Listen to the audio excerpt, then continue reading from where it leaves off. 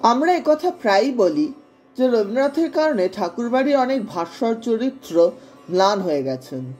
তার বিপুল প্রতিভার কারণে বাকি অনেকেই যেন তুলনায় অনালোচিতই রয়ে গেলেন। এর মধ্যে একজন অবশ্যই কবিপুত্র রথীন্দ্রনাথ ঠাকুর।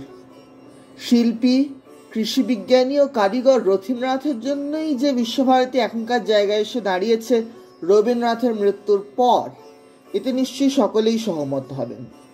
তাই সেই কথা মনে রাখতে 2011 নাগাদ রথীন্দ্রনাথের নামে শান্তিনিকেতনে বিশ্বভারতী একটি জাদুঘর খোলেন। এখানে রবীন্দ্র ভবনের তৎকালীন কিউরেটর তপতী মুখোপাধ্যায়ের ভূমিকা ছিল গুরুত্বপূর্ণ। জাদুঘরটি হয়েছিল উত্তরায়ণ সংলগ্ন পম্পা সরোবরের পাশে যে বাড়িটিতে রথীন্দ্রনাথ ও প্রতিমা দেবী তাদের স্টুডিও করেছিলেন সেই বাড়িটিকে নিয়ে। এই বাড়িটি ছিল প্রথমে দোতলা, কিন্তু দোতলাটা ঝুলন্ত ছিল। এই উপরের ঘরে প্রতিমা দেবী একটি স্টুডিও করেছিলেন, এর নাম ছিল চিত্রভানু। যখন রথীন্দ্র ভবন তৈরি হয় তখন তার করা বেশ কিছু চীনামাটির কাজ এখানে প্রদর্শনীতে রাখা হয়েছিল। এবার মূল মিউজিয়ামটির প্রসঙ্গে আসি, যেটি তৈরি হয়েছিল ঝুলন্ত বাড়িটির নিচে তৈরি ঘরটিকে নিয়ে।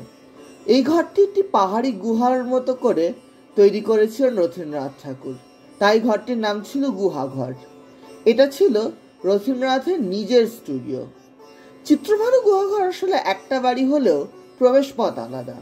এই গুহাঘরের মধ্যে তৈরি হয়েছিল মূল জাদুঘর রথীন্দ্র ভবন।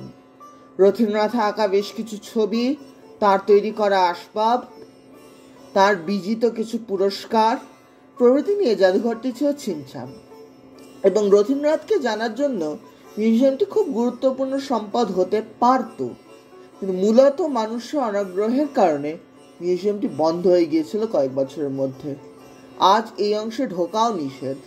তাই এই জাদুঘরের অকাল মৃত্যু আমাদের সকলের কাছে অনুতাপের বিষয়।